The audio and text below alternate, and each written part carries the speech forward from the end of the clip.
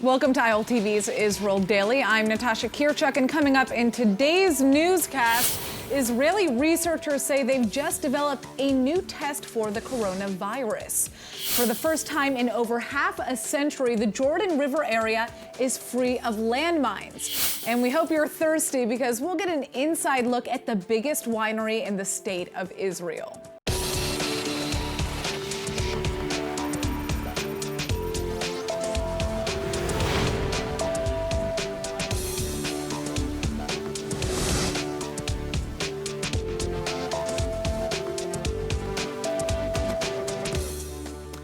The number of coronavirus cases in Israel has now climbed up to over 11,235 and counting, with 181 patients now in serious condition. And last night alone saw 5 deaths, bringing the death toll to 112 in Israel. And 133 of those who are sick are now on ventilators, with another 168 moderately ill. Now, many notable community members have also been among the victims of the virus, including former Sephardic Chief Rabbi Eliyahu Bakshi Doron, who passed overnight on Sunday at the age of 79. The good news, however, is that more than 1,600 have now recovered, and the rest of those diagnosed with the coronavirus are only displaying mild symptoms. More than 7,000 of the sick are even being treated at home. And on another positive note, a 22-year-old Israeli who has been in critical condition after being infected with the coronavirus has now improved and regained consciousness. Afik Suissa is one of the youngest people in the country to become seriously ill with COVID-19, despite having no pre-existing medical conditions whatsoever. So his improvement is really a big deal for doctors at Tel Aviv's Ichilov hospital, where he's being treated. Now, despite the weather getting warmer and reports that social distancing regulations are going to let up soon, the Israeli Health Ministry is still urging Israelis to observe quarantine restrictions because COVID-19 could come back with a vengeance. Additionally, another curfew may be imposed ahead of the last day of Passover and the Mimuna celebration. But not everybody is listening, including many of Israel's own leaders. Israeli President Reuven Rivlin has apologized to the public after it was revealed that he celebrated the Passover Seder with one of his daughters, despite the strict curfew on the country to prevent people from hosting family gatherings. But he actually was not the only one. Prime Minister Netanyahu also apparently broke quarantine to share a meal with his son Avner. And even Yisrael Beitenu leader Avigdor Lieberman reportedly celebrated with his own son. Now, as of Sunday afternoon, 17 of the Jerusalem neighborhoods worst hit by the coronavirus are under lockdown, and these mostly ultra-Orthodox neighborhoods will remain in lockdown until Wednesday morning. So aside from certain jobs, health, and familial exceptions, there will be no entrance and no exit from these areas, and 1,000 policemen will stand guard at the gates to ensure compliance. Well, joining us now from Jerusalem's Nachlaot neighborhood is Pnina Pfeiffer of the New Haredim organization. So you live in one of these quarantine neighborhoods. Tell us about your daily routine right now.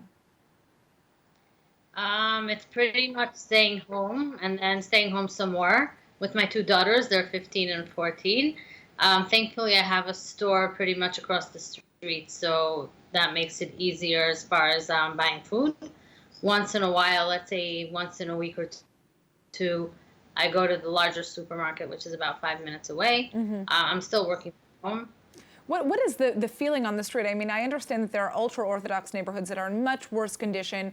You volunteer in a humanitarian aid organization with an ultra-Orthodox population. How does this public understand and behave in light of the corona threat? Are they fearful? Of course they're scared. Everyone's scared. There's a bit of a time lag for getting information for most people because they're not connected to regular media sources. The gap has slowly been narrowing down, but in the beginning it was quite large. Right. It took like a week or two to really catch up with what was going on. Now I think people are tuned in and they're getting their information in a pretty timely manner. All right. Well, thank you so much for joining us with an update on what's going on in Jerusalem, and stay safe. Thank you. Now, for some good news, a dangerous shortage of coronavirus testing materials may actually be a blessing in disguise. That's because researchers at the Hebrew University say they've now developed a new COVID-19 test, and best of all, it's faster, cheaper, and recyclable. ILTV's Aaron Porras has the details. Now, Israel is in a bind. Coronavirus tests are in high demand, and even with the kits, a shortage of the reagent used in the tests has crippled Israel's daily testing capacity. So after searching for an alternative, researchers at the Hebrew University of Jerusalem are now announcing that they've succeeded in developing a new test. And not only is the new test both 4 to 10 times faster and cheaper than the conventional tests on the market, it's also just as accurate and created with readily available materials. So how does it work? Well, the current tests extract RNA from a patient sample and it looks for the virus's RNA mixed in. And the new test does the same thing, but it uses magnetic beads in the process, which can be sanitized and reused. Also, the test can be performed manually and robotically, and already it's been used on hundreds of samples that have proved the test's efficacy. Finally, though, if you thought the team was finished with this result, guess again. Lead researchers Professor Nir Friedman and Dr. Naomi Haviv say that the next step is to create a method for testing 15,000 people at the same time. And Friedman says that there are very positive indications that encourage us to believe it can work.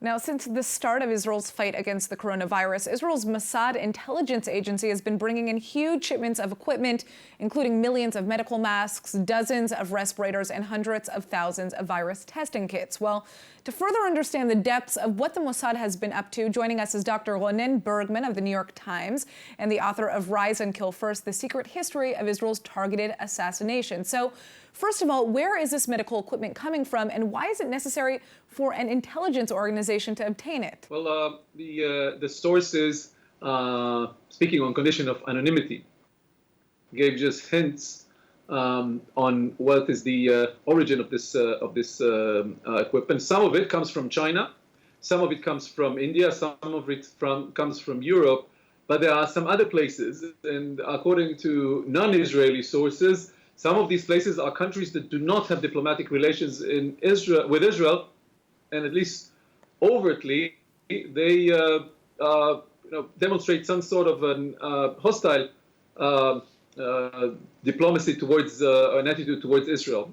We know that the Mossad and its director Yossi Cohen has invested great efforts during the last decade in Cohen and his previous directors, Meir Dagan and Tamir Pardo, all invested huge effort into building an extensive network for Mossad in the Persian Gulf, in the Middle East. There were reports that some of the equipment comes from Gulf states. This is why Mossad was involved, and also, it's part of the Israeli ethos, where Mossad, defending Israel from known and seen visible enemies. It was almost, I would say, natural that part of the ethos would be to recruit themselves to help invisible enemies like the corona. And also, Israel is a very small place, and it happens that the director of the Sheba Medical Hospital, the biggest one in the Middle East, happened to meet with the Mossad director Yossi Cohen and asking and said, "We are looking for this equipment. Can you help?" Which happened at the same time when Director Cohen was also looking for ways where Mossad can help. Now, at one point, health ministry officials, they claimed that some of the equipment that the Mossad had brought was defective and that they didn't want the Mossad's help anyway. First of all, where is this resistance coming from? Why not get that help from everywhere that you can? I think that the claim regarding that shipment was not that it was defective, but it was part of the testing kit for corona that was less needed and was later brought in another shipment. All right, Dr. Bergman, thank you so much for joining us with this very interesting update on the Mossad's activities. Take care, stay safe. Thanks so much. Now, in other news, Easter 2020 has arrived, and with it, a miracle. For the first time in over half a century, the Jordan River area, which is believed to be the baptismal site of Jesus Christ, is free of landmines. After 53 long years, Qasr al-Yahud is safe to explore. 8 monasteries and several smaller chapels line the banks of the Jordan River at Qasr al-Yahud, where Jesus was reportedly baptized. And translated to Castle of the Jews, it's also believed to be where Jews enter the Holy Land for the first time after leaving Egypt. But for decades following the 1968 Six-Day War, the area has been a relative dead zone. Thousands of landmines had been planted by the IDF there, and only now have they finally been cleared. Thanks primarily to the Halo Trust, a UK-based demining group, operations to clear Qasr al-Yahud began in 2018. And on April 9th, the final daisy chain of 500 explosive mines was set off. Now, all that needs to be done is a massive amount of restoration. As you can imagine, the upkeep has been lacking. And speaking with the BBC, Halo Trust CEO James Cohen-Evan says that even when we first walked into these churches, it was like entering a time capsule, with beer still on the shelf and tables still set for dinner. So exciting. I'm going to head over there myself once we can finally travel. Now, over 25% of the Israeli population is unemployed amid the growing regulations surrounding the coronavirus pandemic, and many are eligible for help from the Israeli government. But what kind of support are foreign workers receiving in Israel, if any? Well, today there are about 102,000 legal foreign workers in Israel and around 30,000 illegal workers. They take care of Israel's elderly. They work in restaurants, agriculture, and construction. But here in Israel, foreign workers have parts of their wages withheld by law that they can only receive once they leave the country for good. It's part of a government policy to try to ensure that they leave the country voluntarily and in accordance with the law when they want to. But now, with lockdowns in force and brewing economic crisis worldwide, these people are under even heavier financial hardship. So they're asking that the money taken from them be returned. And joining us with the details is Shoshana Strauss, a senior deputy to the legal advisor of the Population and Immigration Authority. Now, many foreign workers do not know what their rights are during the coronavirus time. You know, what are their rights and what is your policy regarding foreign workers specifically? Hi, good to see you or speak to you anyways. The legal foreign workers in Israel who are employed in the caregiving sector, the construction sector, and the agriculture sectors primarily, these sectors continue to function. In Israel, the workers are employed. Our offices have informed the employers that they must be careful to abide by the Ministry of Health guidelines in terms of protecting the workers during their work and also in their lodgings. Mm-hmm. But these workers are employed and they should be able to find new employment in the caregiving sector via the placement agency. Right. Then you mentioned the sector of the infiltrators, the foreigners who entered Israel illegally but cannot be returned to their countries. These many of workers, which are also asylum seekers, right? Some of them are asylum seekers. Some Yes. of them have filed for asylum. Other ones have not. But these workers, again, among them, there is unemployment, as far as we know, because many of them were employed in sectors like the hotel sectors, which or the restaurant sectors, which are now closed. And those workers, they can look for alternate work, perhaps, in other sectors which need workers. And at the same time, the government is studying various proposals to perhaps temporarily allow them to receive monies, those who are unemployed, to receive monies from their deposit system. Right, so that's what I wanted to ask. You know, many migrants and asylum seekers are asking that the government return the money that's taken from them, and they've been protesting for years about this anyhow, but is a new decision going to be made right now given, you know, the economic situation worldwide? Uh-huh. So again, these monies were put aside by the government for these workers, and the idea was that when they are able to leave Israel, they'll have some money saved for them that they'll be able to use to start their lives abroad. But there are proposals now that during this period, some of the workers who are unemployed should receive a portion of those monies temporarily to help them get over this period. Mm-hmm. And the government is considering these proposals. They haven't had a decision hasn't been reached. A final decision hasn't been reached yet. How many migrants have left so far because of the policy surrounding wages? I mean, there are many people right now who find themselves in a situation where they don't know how to support their families. Right. We don't have figures. PIBA does not have figures at this time for workers who have left. As far as we know, the general feeling is that many workers have stayed because, again, in the fields in which the workers are legally employed, there is work. They are receiving regular wages, and those fields haven't been affected. But we know, again, that there are workers who left temporarily for vacation, and they would like to return. We can't allow them to return now. So the problem might be the opposite problem of workers who wish to enter, who at this point are limited in their ability to enter. Well, the question is, if many of these people lose their jobs and they're not able to continue, living here in the state of Israel and affording their lifestyles, are they just going to end up leaving the country? And where does that leave Israel when the economic situation returns to what it once was? Will we have a lack of workers in the state of Israel? It's a question that we all have to be thinking about. But thank you so much for joining us with this update. Thank you. All right. Now, Israeli leaders have until midnight to come together and form a coalition. But if they fail, Blue and White Party Chairman Benny Gantz will be forced to return the mandate to President Rivlin. And the negotiations will begin anew amongst the general Knesset population. But are the parties truly serious about getting a unity deal done? ILTV's Aaron Porras has the details. Israeli leaders now have until midnight to come together and form a coalition. If they fail, Blue and White Party Chairman Benny Gantz will be forced to return the mandate to President Rivlin, and the negotiations will begin anew amongst the general Knesset population. But are the parties truly serious about getting a unity done?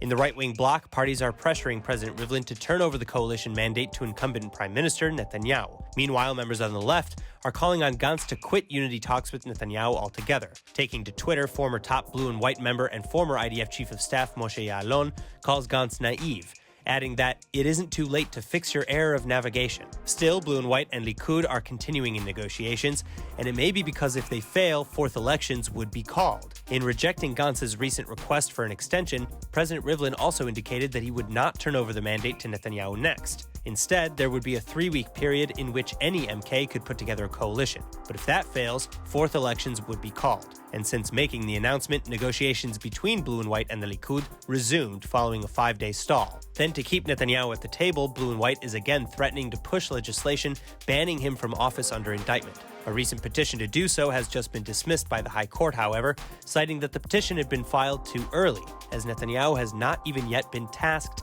with forming a government. Well, now joining us for a deeper look into the final day of coalition talks, we have Gideon Israel, founder and president of the Jerusalem Washington Center. So do you think we could have a unity government signed by midnight? Is that possible? There are reasons to believe that it'll happen, and there are reasons to believe that it won't happen. On the one hand, you have the two members of the Labor Party and the two members of this new party called Derech Eretz, who have said that they will not join Netanyahu's government to give him a 61 majority. So that would tell us that either Netanyahu will have to find a way to sign a unity government with Gantz or go to fourth elections. It doesn't seem that there's anything else. Now, according to Israeli law, Rivlin isn't obligated to give Bibi the next mandate, and instead the mandate goes to the Knesset, where any Knesset member can try and put together a coalition. What is going to play out here? So what happens is that the president gives the mandate to the member of Knesset who has the best chance to put together a coalition. Right. In this case, it was Gantz in the beginning, and since Rivlin's office spoke with both the Labor Party and this new party, Derech Eretz, and they've said that they won't join with Netanyahu, Rivlin has no reason to believe that Netanyahu would be successful in creating a government, and therefore he's returning the mandate to the Knesset as opposed to giving it to Netanyahu. Mm-hmm. Though there are those who are saying that it's unfair because as long as the mandate goes back to the Knesset and doesn't go to Netanyahu, the regulatory committee stays with Blue and White and allows them to advance laws like that would prevent Netanyahu from running from a prime minister again. Right. And therefore people feel that Rivlin is putting his finger on the scale and maybe even taking political revenge against Netanyahu. Interesting. Now, is there anyone else who you think that has a chance? And I'd also like to know about what's going to happen with Gantz. We have Ya'alon, who's telling Gantz that it's not too late to come back to the left. Will he do that? Well, I think you saw when Gantz broke up the blue and white party with the Yesh Atid. So there was heavy criticism, not only from Lapid's party, but also the media. But and because it seemed that once Gantz broke up the party, that was it. He was going to sign with Netanyahu onto a unity government. But now that Yalon sees that maybe it won't happen, he's willing to open the door for Benny Gantz to repent and return to the old Unity Party. Well, the question is if the public can now trust Gantz again after what happened there. But that is a question that we're going to have to wait to have answered until next time. Thank you so much for joining us, Gideon. Thank you. All right. Now, so between Passover and Easter holidays and socially distancing at home, there's a lot more time and opportunity to relax with a nice glass of wine. So why not make it Israeli? For the next couple of weeks, we're going to be exploring Israel's top wineries. And first up is the world-famous Barkan. Take a look. When you think about wine, France, Spain, and Italy typically come to mind. But it's actually Israel that's one of the oldest wine regions on the planet. Locals have been producing wine here for the last 5,000 years. And today we're in Kibbutz Hulda, home to the Barkan wine cellars. This is the largest winery in all of Israel.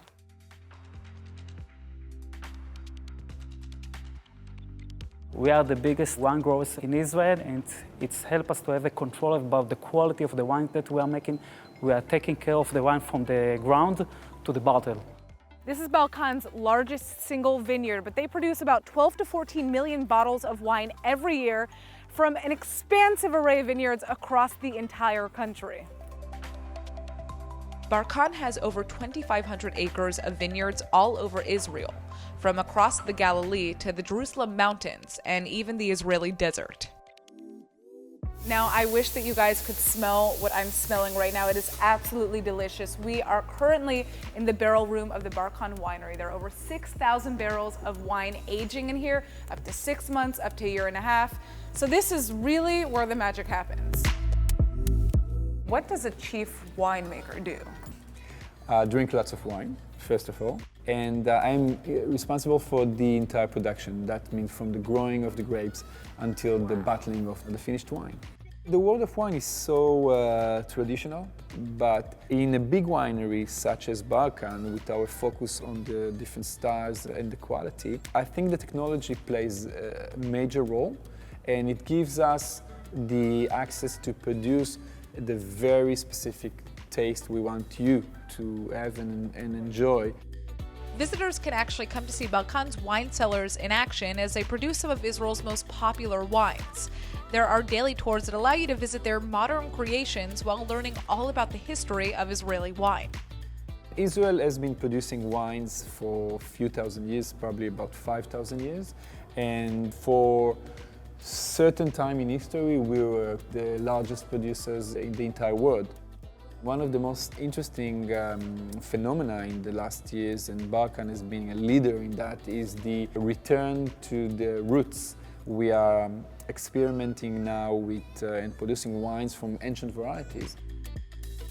The magic of Barkan Winery is that you can explore every part of Israel through our wines. Every wine that you will take off Barkan will tell you a different story about Israel. Well, Barkan wines are basically a staple in every Israeli household because they offer so many different types of wines, from Cabernet to Petit Verdot to Chardonnay. I mean, you name it. They have incredibly affordable prices as well. So for those of you who can't visit Israel right now and see their winery in action, just order a bottle to your doorstep abroad. It's a delicious way of visiting Israel. Well, on that note, let's take a look at the weather forecast. It's a pleasant 70 degrees Fahrenheit or 21 Celsius outside and partly cloudy. The perfect weather for a short 100-meter walk outside your home.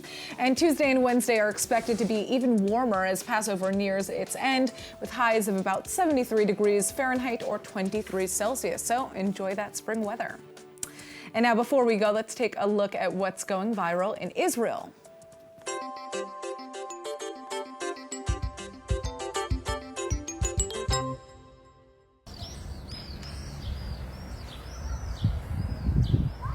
No. So that's a very creative way of enjoying the nice weather without leaving your home. He's actually barbecuing off of his air conditioning unit. Genius. That could really end badly, but I appreciate the effort. All right, that is it for today's news. Today's exchange rate is 3.57 shekels to the American dollar. For more news from ILTV, please like ILTV on Facebook, follow us on Instagram, and subscribe to our YouTube and Roku TV pages. I'm Natasha Kirchuk, and thanks for watching.